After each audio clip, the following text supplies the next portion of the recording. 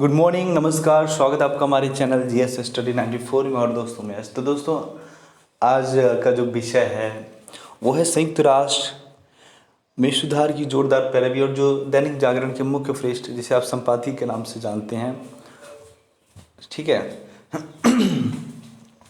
तो दोस्तों इसे लिखा जेपी नड्डा जी ने, जो बीजेपी के कह सकते हैं राष्ट्रीय अध्यक्ष हैं। तो आज हम बात करेंगे संयुक्त राष्ट्र, ठीक है। जो संयुक्त राष्ट्र संघ, उसमें तमाम तरह की कमियां हैं। अब धीरे धीरे वो कमियां सबके सामने आ रही हैं, और जिस तरह से 3-4 दिन पहले हमारे देश के यशस्वी और गौरवशाली प्रधानमंत्री मोदी जी ने सारी बातों को रखी कि पूरी दुनिया का सबसे बड़ा लोकतंत्र का देश यदि कोई है तो वो है भारत।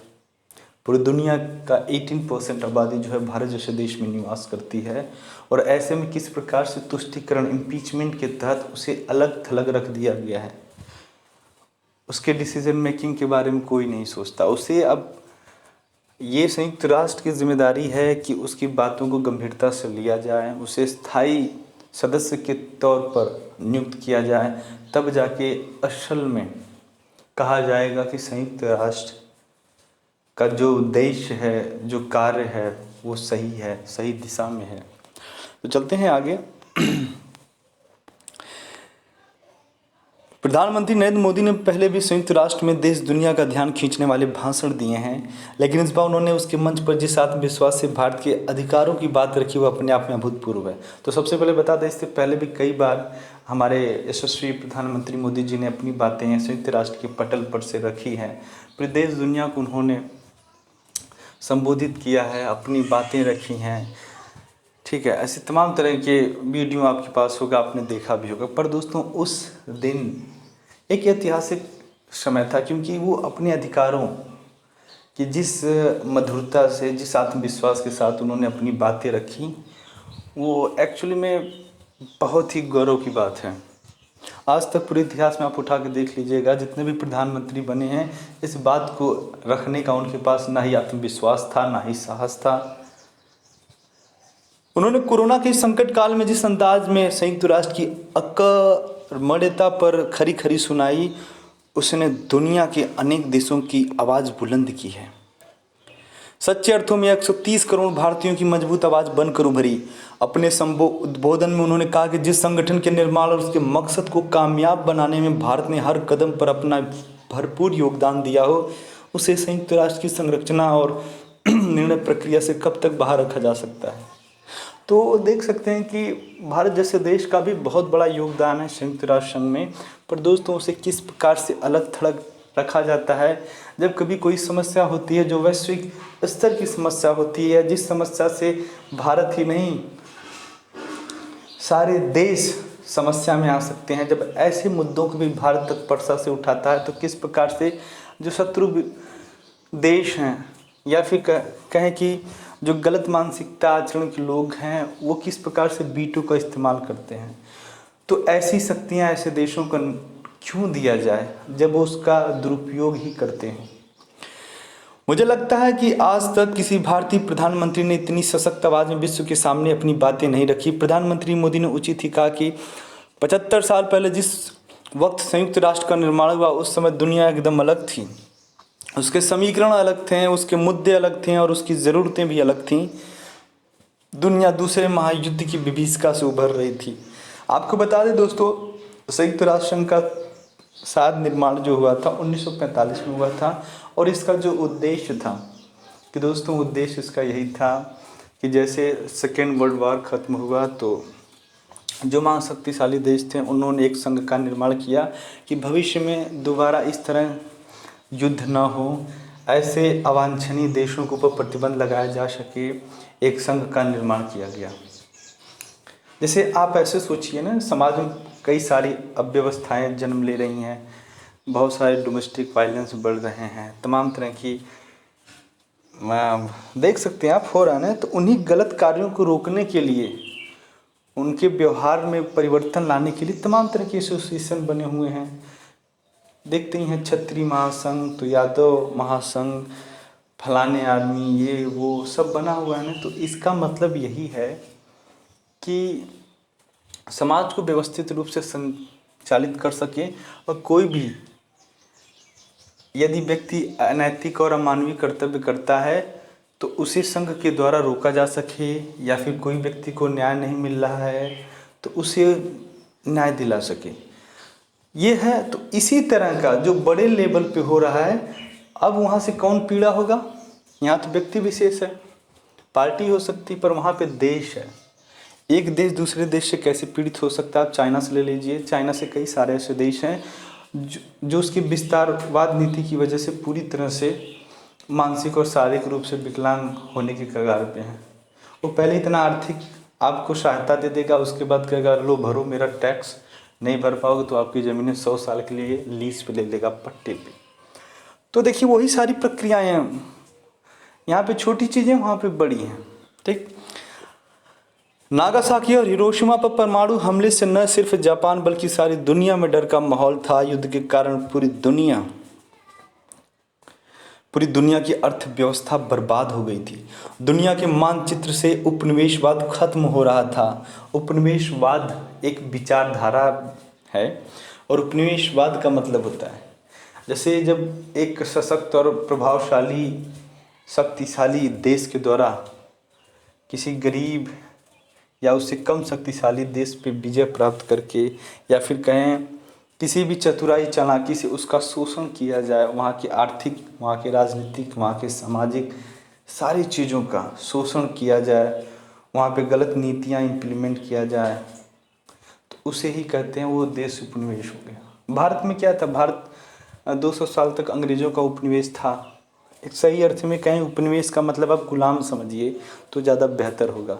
ये तो उपनिवेश जैसे शब्दों का निर्माण अंग्रेज़ों ने किया, इसलिए किया कि लोगों को सुनने में अच्छा लगे, लोग बुराई ना कर सकें, विरोध ना कर सकें। पर असल में है कि गुलाम ही होता है दोस्तों, जैसे चाहे वैसे दो लीजिए।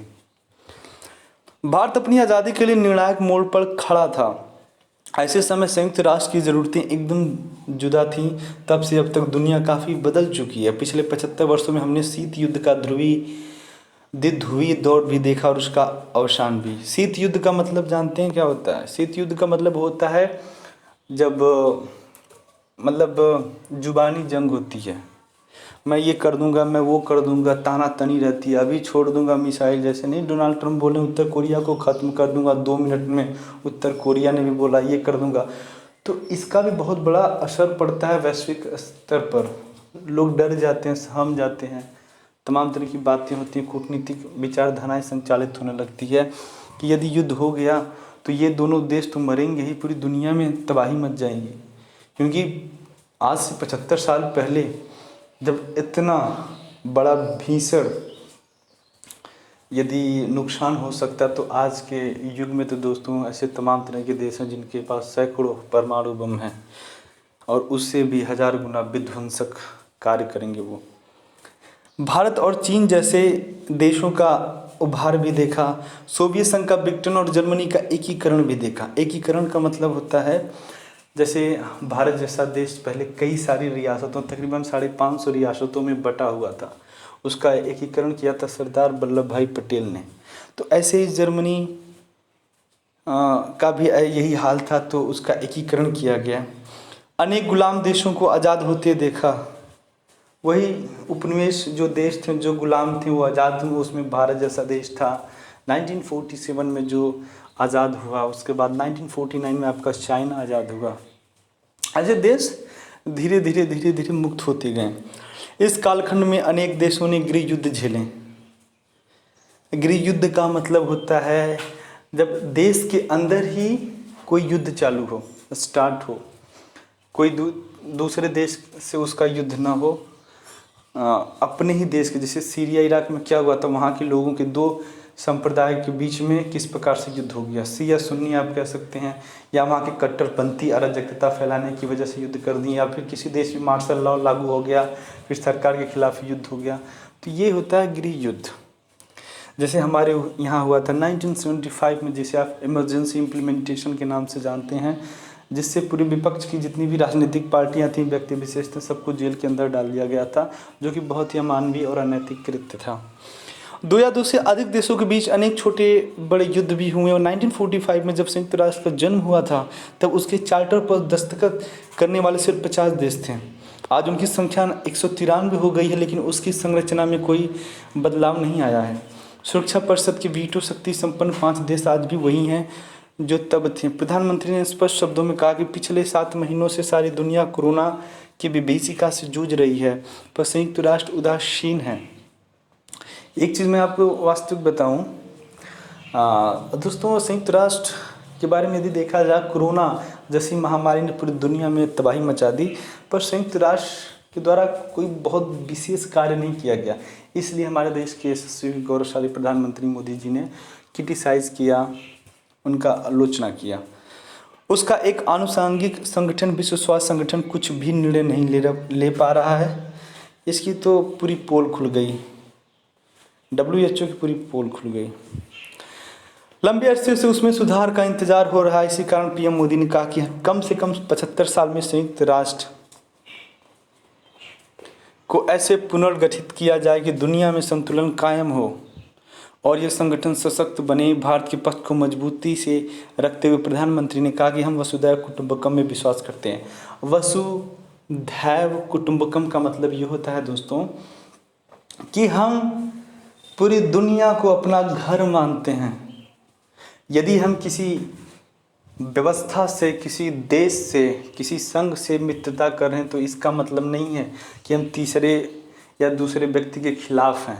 नहीं, हम बस आपके परिवार में शामिल हो रहे हैं, पर हमारे तीसरे देश से, जैसे यदि हम आप मिल रहे हैं तो आपका कोई शत्रु होगा। जैसे यदि मैं मिलता हूँ अमेरिका से तो उसका उद्देश्य बहुत सारा हो सकता है, व्यापार हो सकता है, सुरक्षा हो सकता है, टेक्नोलॉजी हो सकती है, पर जो उसका शत्रु देश है, चीन भी हो सकता है, उत्तर कोरिया भी हो सकता है, तो वो गलत भ्रम ना पैदा करें कि नहीं, यदि मैं हाथ मिला लिया हूँ तो कल को युद्ध होगा तो मैं अखाड़े में आ जाऊँगा, मैं पूरी तरह से प्रत्यक्ष परोक्ष रूप से मैं जो है कि सहायता करूँगा अमेरिका जैसे देश को। तो ये भावना आप न रखें, उसी को कहते हैं वसुधैव कुटुंबकम, जो संयुक्त राष्ट्र के लक्ष्य से तनिक भी अलग नहीं है। हम जन कल्याण से जग कल्याण चाहते हैं।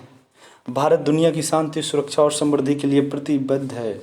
साथ ही वह मानवता के दुश्मनों के खात्मे के लिए भी संयुक्त राष्ट्र के साथ है। एक संस्थापक देश होने के नाते भारत संयुक्त राष्ट्र पर अगाध विश्वास रखता है। दुनिया में खुशहाली कायम करने के लिए जब भी ज़रूरत हुई, भारत ने आगे बढ़कर साथ दिया।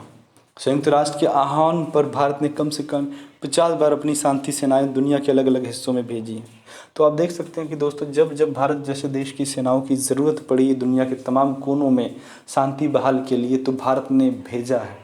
तो इससे एक बहुत बड़ा उदाहरण, बहुत बड़ा जो एक संदेश जाता है तमाम उन देशों को जो भारत के संदर्भ में गलत भावना रखते हैं, हमेशा वीटो का काम करते हैं, गलत मानसिकता को जन्म देते हैं। उनको ये चीज़ सीखनी चाहिए। दुनिया में भारतीय वीरों ने सबसे अधिक कुर्बानियाँ दी हैं। मैं वाकई बता दूं, जब फर्स्ट वर्ल्ड वार स्टार्ट हुआ था, तब हमारे देश के ऐसे तमाम तरह के सपूत थे, वीर थे, जो अंग्रेज़ों की तरफ से लड़े थे। भारत ने पिछले 6 वर्षों में जिस तरह विश्व में अपनी जगह बनाई और अपनी जनता के हित के लिए सैकड़ों जन कल्याण योजनाएं लागू की, उसकी झलक प्रधानमंत्री ने दुनिया के सामने रखी। देश की तरक्की के लिए प्रधानमंत्री ने रिफॉर्म, परफॉर्म और ट्रांसफॉर्म का नारा दिया। इसका आशा पहले सुधारों की परिकल्पना, उसके बाद उन्हें लागू करना और फिर बदलाव करना। भारत ने 5 साल में 40 करोड़ गरीब जनता को बैंकिंग प्रक्रिया से जोड़ा, 60 करोड़ लोगों को खुले में शौच के अभिशाप से मुक्त किया, 15 करोड़ घरों में पानी पहुंचाने और 6 लाख गाँव को ब्रॉडबैंड से जोड़ने का संकल्प लिया है। स्वच्छता के लिए देशव्यापी अभियान चलाया है। आज देश टीबी से लगभग मुक्त होने के रास्ते पर चल पड़ा है। करोड़ों लोग मुफ्त चिकित्सा का लाभ ले रहे हैं। गरीबों को सस्ती दरों पर औषधियाँ उपलब्ध कराई जा रही हैं। यह सब यूं ही नहीं हुआ। आत्मनिर्भर भारत का सपना देश के प्रत्येक नागरिक को सशक्त बनाना चाहता है। इसी दुनिया की भी भलाई है। भारत की तरक्की में दुनिया की तरक्की है, इसलिए भारत संयुक्त राष्ट्र की तरक्की के लिए अपने योगदान के बदले उसकी प्रक्रिया में अपनी भूमिका मांग रहा है। तो दोस्तों, भारत जैसा देश अपने अधिकारों की बात इसलिए कर रहा है कि जो कुछ कमियां हैं, जो खामियां हैं, उसकी सुधार हो सके। और इसलिए मैं चाहता हूं कि आप एक सम्मानित और एक ऐसे पद पे भारत जैसे देश को आमंत्रित करें, उस पद पे रखें जहां पे उसको भी एक अधिकार मिले, एक जिम्मेदारी मिले। वो 8वीं बार अस्थायी सदस्य चुना गया है। दुनिया में भारत की लोकप्रियता का अंदाजा इससे लगाया जा सकता है कि अस्थायी सदस्य चुने जाने के लिए 190 देशों में से 187 ने भारत के पक्ष में मतदान किया। ये भी देखिए अपने आप में बहुत ही गौरवशाली बात है कि यदि अभी देखा जाए तो संयुक्त राष्ट्र संघ में 190 देश हैं, जिसमें 187 देशों ने अस्थायी सदस्यों की जो संख्या होती है दोस्तों, जिसे आप टेम्पररी कहते हैं, तो उसमें 10 होते हैं, और जो परमानेंट होते हैं जिसे आप स्थायी सदस्य कहते हैं उसमें 5 होते हैं। जितनी तेज़ी से भारत ने संयुक्त राष्ट्र की समृद्धि और विकास योजनाओं को अपने यहाँ लागू किया है, उतना शायद ही किसी ने किया हो। भारत दुनिया के परमाणु संपन्न देशों में, साथ ही वो परमाणु प्रसार के लिए भी वचनबद्ध है। दुनिया का सबसे विशाल लोकतंत्र होने के नाते आज दुनिया के तमाम ताकतवर आर्थिक संगठनों का वह सक्रिय सदस्य। दुनिया के 18% लोग भारत में रहते हैं। संयुक्त राष्ट्र के स्थायी सदस्य देशों में सबसे अधिक यूरोप के हैं, जबकि उनकी कुल आबादी दुनिया की 5% है। अफ्रीका, दक्षिण अमेरिका और ऑस्ट्रेलिया जैसे महाद्वीपों का कोई प्रतिनिधित्व ही नहीं है। इसलिए G4 सहित, G4 का मतलब होता है ग्रुप 4, जो विकसित देशों का समूह है, संगठनों ने संयुक्त राष्ट्र में सुधार की मांग की है। प्रधानमंत्री मोदी ने जिस तरह संयुक्त राष्ट्र में अपनी बात रखी, उसका अनेक देशों ने समर्थन किया है। अमेरिका, यूरोप के देश आज भारत के साथ हैं, एक ऐसे समय में जब कोविड-19 महामारी ने पूरी दुनिया को सचेत कर दिया कि तब संयुक्त राष्ट्र में सुधार होना ही चाहिए। तो दोस्तों, ये भारत जैसा देश नहीं चाहता है कि सुधार हो, ये पूरी दुनिया आज कह रही है कि तमाम तरह की खामियाँ हैं। पता है, कोरोना ने अच्छे अच्छों की पोल खोल दी, लोगों को धराशायी कर दिया कि हम विश्व कल्याण के लिए, जन कल्याण के लिए, मानवता के लिए तमाम तरह की योजनाएं चला रहे हैं, तमाम तरह की आवश्यकताएं पूर्ति कर रहे हैं जो प्रभावित देश हैं, जो ग्रसित देश हैं। तो अब सुधार होना चाहिए। दुनिया के कोने कोने से आवाज़ें उठ रही हैं। नमस्कार, धन्यवाद।